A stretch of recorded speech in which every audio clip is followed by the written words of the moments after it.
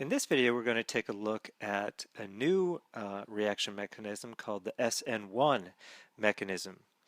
Now, we already talked about the idea that when tertiary alkyl halides, like tert-butyl bromide, react with a nucleophile, a good nucleophile, let's say hydroxide ion, we see that substitution doesn't occur. So we have this reaction, potential reaction, where I take tert-butyl bromide, react it with hydroxide, and the idea is that we would get substitution to occur and we'd form tert-butyl alcohol and bromide would come off as a leaving group.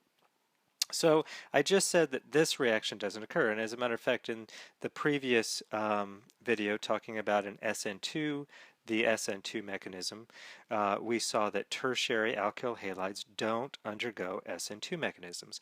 Why is this? A lot of it has to do with steric hindrance, right? The nucleophile cannot approach the back side of the leaving group, and so it can't interact with that sigma star antibonding orbital. Now, later on, we're actually going to see that a reaction does take place in this process, but it's not a nucleophilic substitution reaction. It's a different reaction altogether, and we'll talk about that later on in the semester. Okay.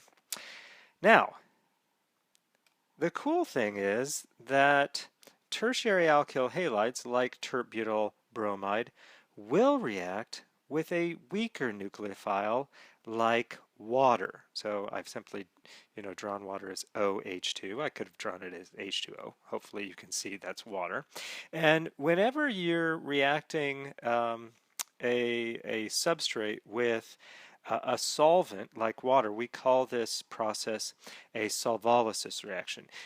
This particular type of reaction is called a hydrolysis because we are reacting it with water, so hydrolysis. But you can have, if the solvent is like an alcohol, methanol, it'd be methanolysis, ethanol would be ethanolysis, and so on and so forth. In general, it's called a solvolysis reaction.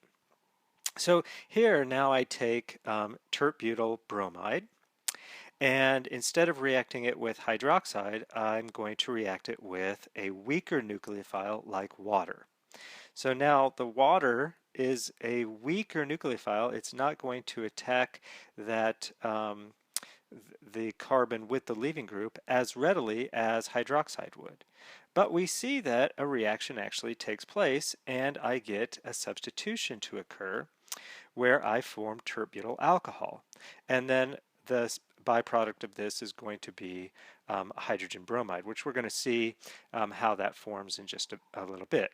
Now, when we look at the kinetics of this reaction, we actually see that the rate is independent of the concentration of water. So no matter how much water I add into this reaction, the rate doesn't increase. It only increases with the concentration of the tert-butyl bromide. And so we say that the rate equals K, some a concentration, an equilibrium constant, times the concentration of tert-butyl bromide. Now notice in this particular scenario, K has units of inverse centimeters, whereas in an SN2 mechanism, the equation for the rate, K has different units. It has inverse mole per second. Doesn't really matter. You don't need to know the details of that because I'll never ask you to calculate K or anything like that. But it is interesting to note that they have different units associated with them.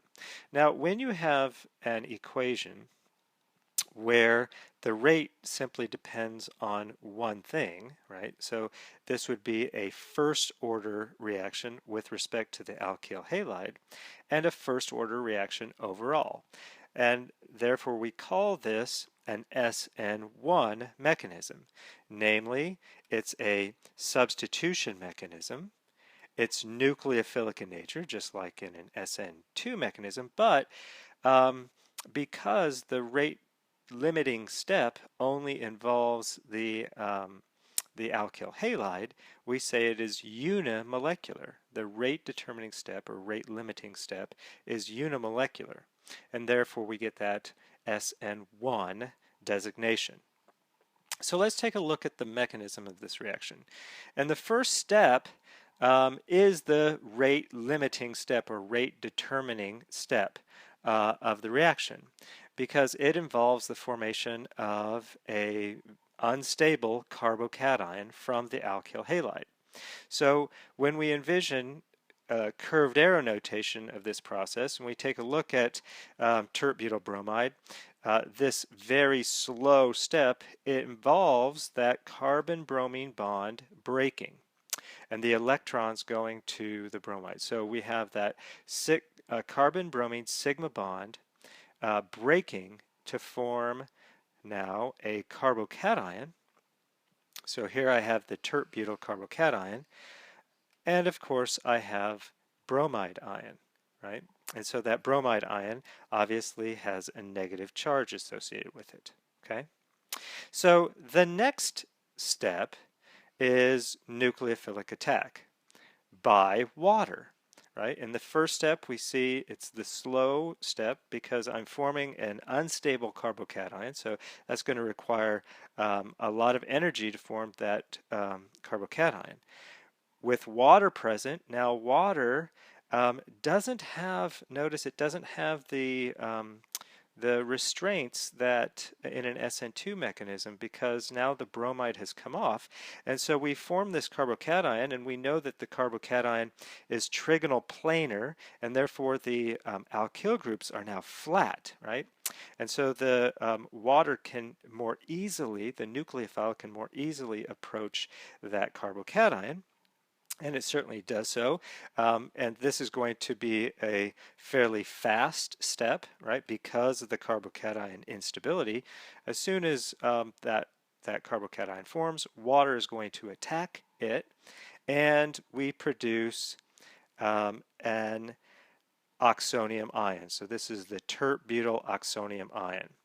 Now obviously this is not an alcohol, but it's very close to an alcohol, and if we simply deprotonate the oxonium ion, then we form our alcohol. And so obviously there's a third step, which would be the last step, which simply involves the deprotonation of the oxonium ion. So I'm going to take my tert-butyl oxonium ion, and I'm going to deprotonate it. Now, how am I going to deprotonate it? Well, remember, we're running this is a solvolysis reaction, which means that I'm running this reaction in a solvent of water. So there's lots of water around, and of course that water can simply deprotonate the oxonium ion.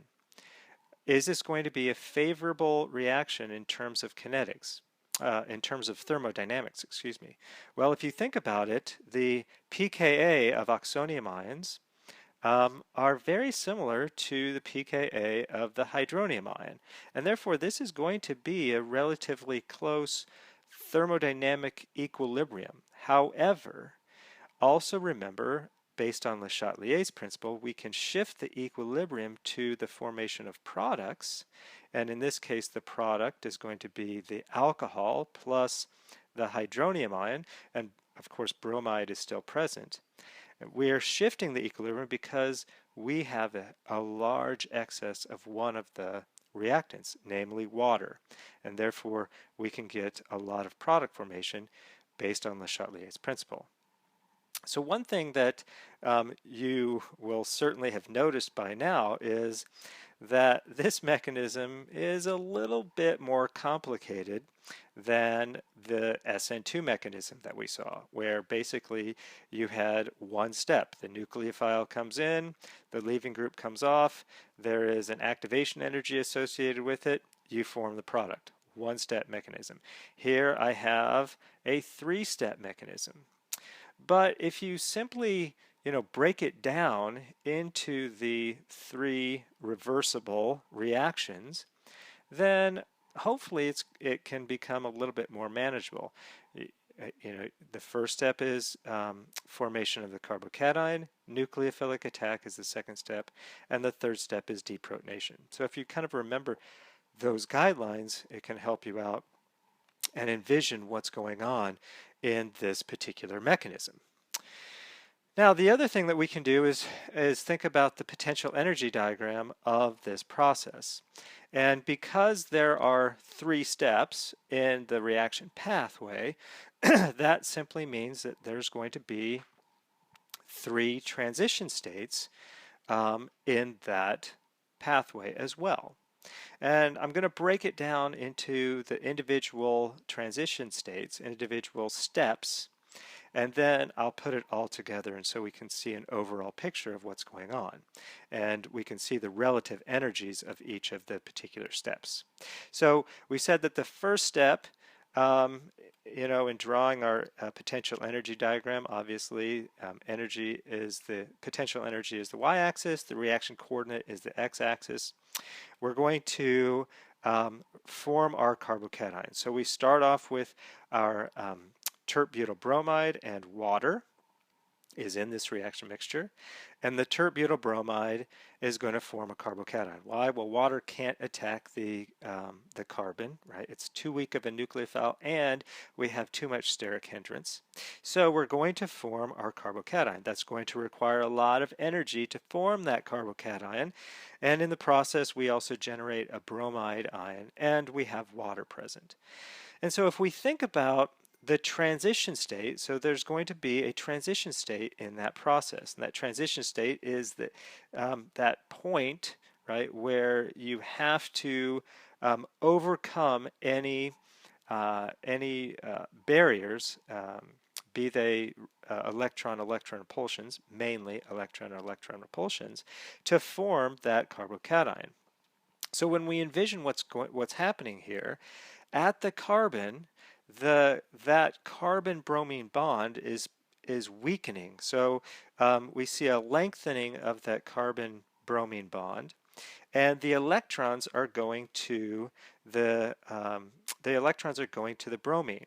So in that snapshot picture of the transition state, the carbon starts to take on a positive charge, the bromine starts to take on a negative charge, and the result eventually is our intermediate carbocation. So remember, transition state, we don't show arrows, we simply show the bond that's breaking, any bonds that are breaking or forming as dashed lines. So we have this carbon-bromine bond that's breaking, and in that process, carbon is taking on a positive charge and bromine is taking on a negative charge. It doesn't have a full formal negative charge yet, and therefore it's a partial negative charge in that process.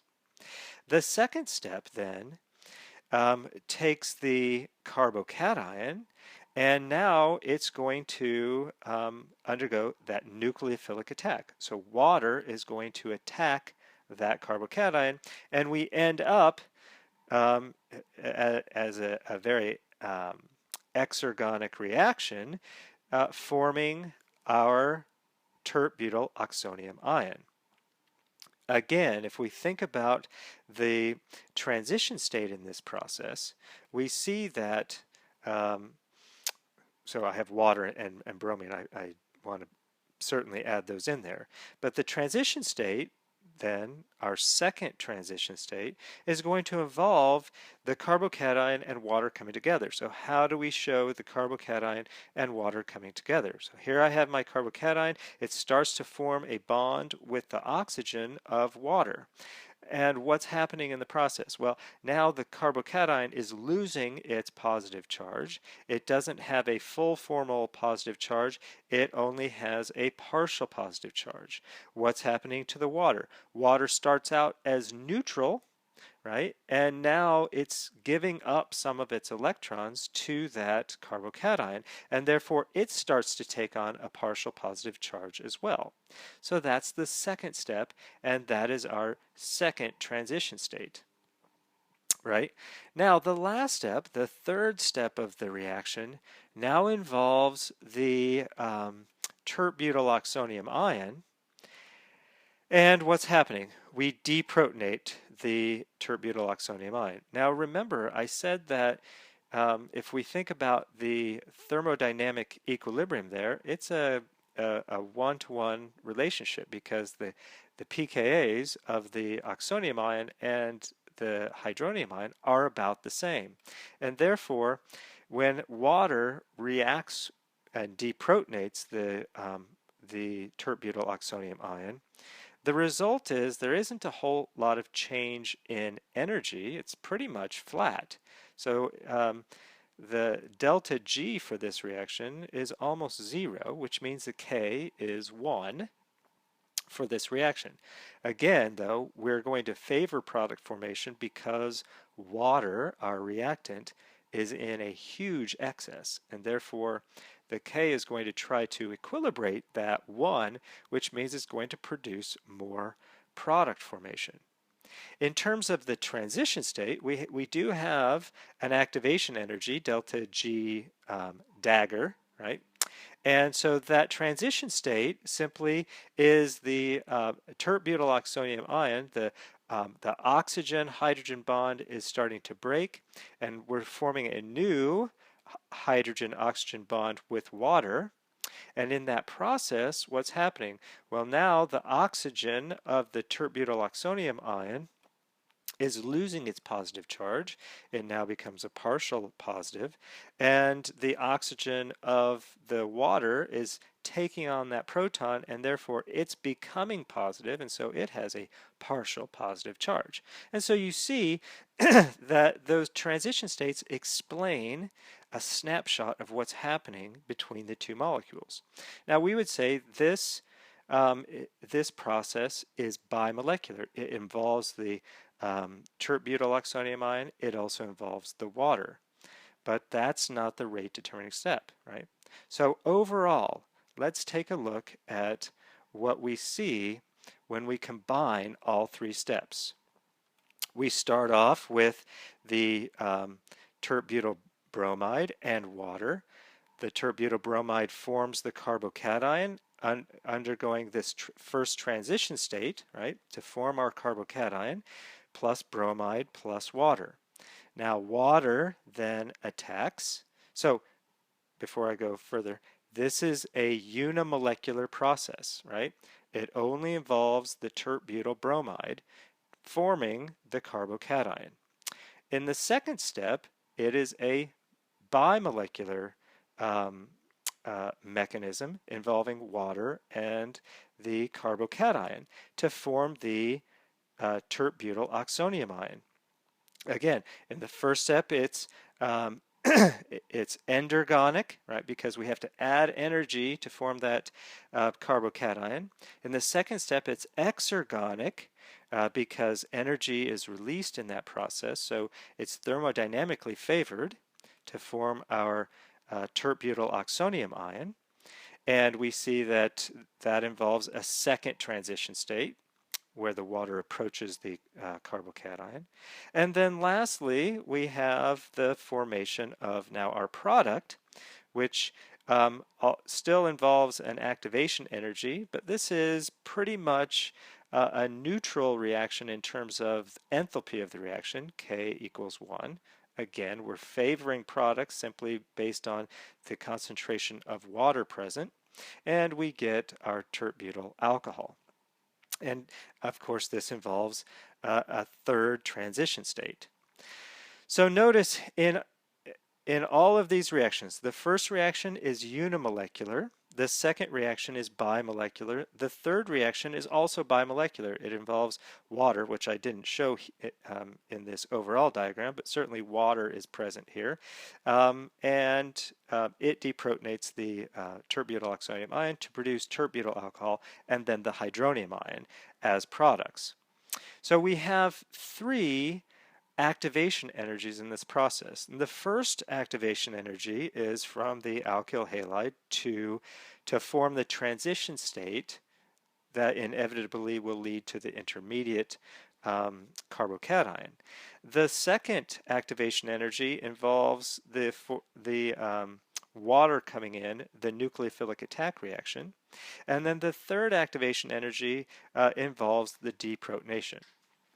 the key to understand why this is called an SN1 mechanism is because that first activation energy, delta G star, the red delta G star, is the rate limiting step. Notice it requires the most amount of energy. So it's very important when drawing a potential energy diagram that that peak there is the tallest peak, because it signifies that it requires the most amount of energy to form the intermediate. So we say it is the rate limiting step, and therefore the rate limiting step only involves the alkyl bromide, which means that the rate limiting step is unimolecular, and therefore the overall reaction depends on the rate limiting step, which is why we call the overall reaction mechanism unimolecular, even though there are two transition states that are, both of them are bimolecular. The rate limiting step is the one that determines the overall rate of the mechanism. Right? So hopefully I've explained that well enough to you that, and you need to know this very well to really understand the kinetics of the reaction versus the thermodynamics of the reaction. The next effect that I want to talk about is the stereochemistry, the effect of the stereochemistry of the reaction. And since an SN1 mechanism is certainly different than the SN2 mechanism, it leads to a potentially different stereochemical outcome. And as a matter of fact, that's exactly what we see here. Why does it result in a different stereochemical outcome? Well, if we take a look at some alkyl halide that is chiral, we have a chiral alkyl halide where substituents 1, 2, and 3 are all different from one another, and they differ from the bromine. So now what happens? In an SN1 mechanism, the first thing that happens is the halide comes off and you form a carbocation. Now that carbocation is sp2 hybridized. That carbocation is achiral. And therefore we go from a chiral alkyl halide to an achiral intermediate carbocation. Now that carbocation, remember, has an empty p orbital, and the nucleophile, so the non-bonding electrons of the nucleophile are going to attack the LUMO empty p orbital. So the HOMO non-bonding electrons attack the LUMO empty p orbital of our carbocation. If you think about the shape of that orbital, we see that there's a lobe above the plane and below the plane as well. So the nucleophile can attack above the plane of that carbocation, and the result is you get retention of configuration. Remember, retention of configuration. But notice the nucleophile could also attack from the opposite, right, below the plane of the carbocation, and you end up getting inversion of configuration. So in an SN1 mechanism, you can get both retention of configuration in the first step and inversion of configuration in that second step. The net result is, in an ideal situation, you would get a racemic mixture, a 50-50 mixture of two, these are enantiomers of one another, assuming that you don't have any other stereogenic center in the molecule, right? Now, in the real world, full racemization usually does not occur. And the reason for this, if we take a look at an example here, here I have an alkyl chloride. So this would be 1-phenyl, 1-chloro, 1-phenyl ethane. And if I react this with water, right? So if you think about what the absolute configuration is, this would be the R in the R stereoisomer, right? And now I'm reacting this R stereoisomer of this alkyl chloride with water. And I'm going to get both retention of configuration, right, where now I'm forming my alcohol, and inversion of configuration, where I form the enantiomer of it.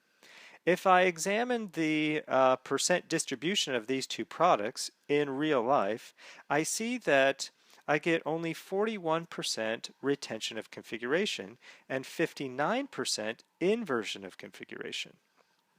So why is that? Well, you have to explore that mechanism in order to determine why you get the result that you get. And if we investigate a little bit, we see that in that first step, right, the chlorine is going to come off and form a chloride, and then you form an sp2 carbocation. So let's draw that sp2 carbocation. It looks something like this, and now chloride has come off, but chloride is still present there. It hasn't just disappeared.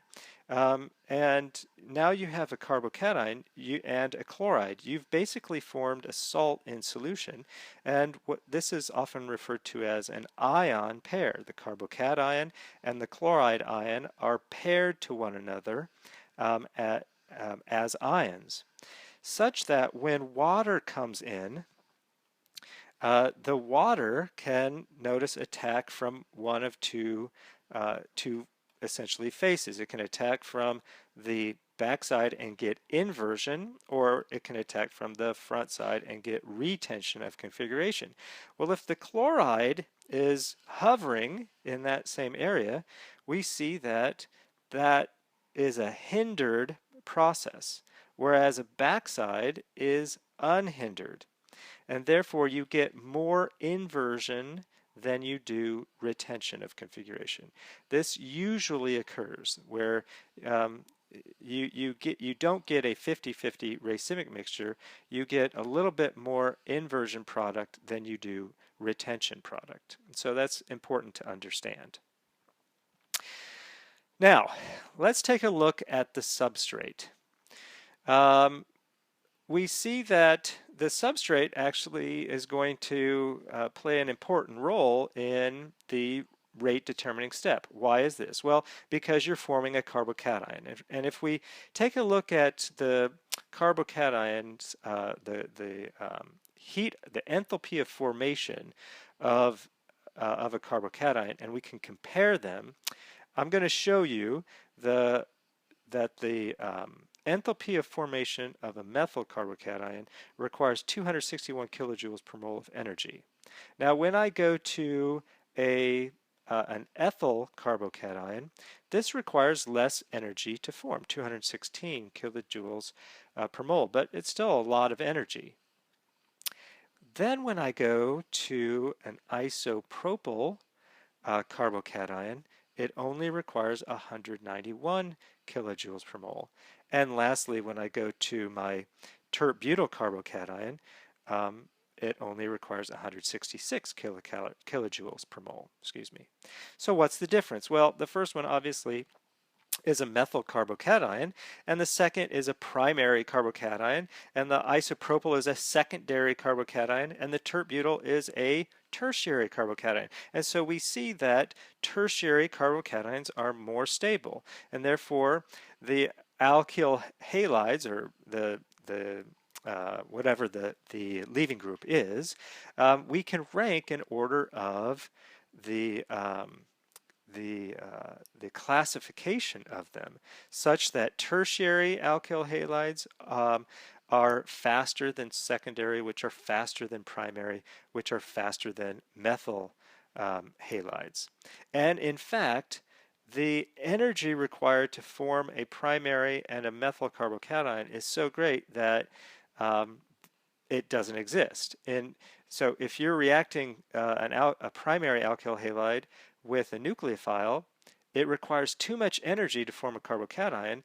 It requires more energy to form a carbocation than it does for the nucleophile to attack, which is why primary carbocations undergo SN2 mechanisms and not SN1. So you will never see SN1 mechanisms for primary alkyl halides or methyl alkyl halides, ever. So when you're, writing a mechanism and you have a primary alkyl halide, if you ever draw a primary carbocation, that should be a red flag to you. It's never going to happen. It is never going to happen. I repeat, it is never going to happen. Okay? So be very clear on that.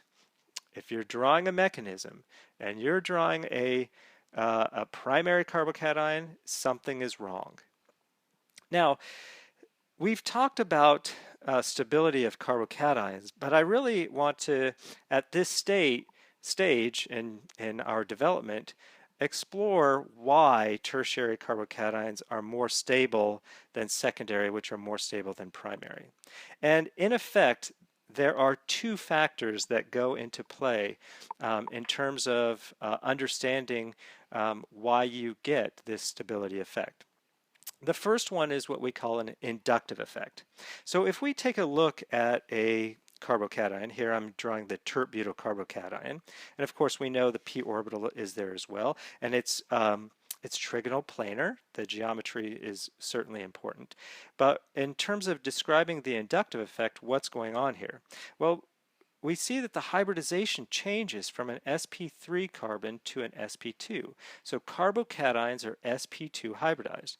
Now, why is this important? Well, because we see that as you go from sp3 to sp2, you're increasing the S character. What does this do? It makes it more electronegative.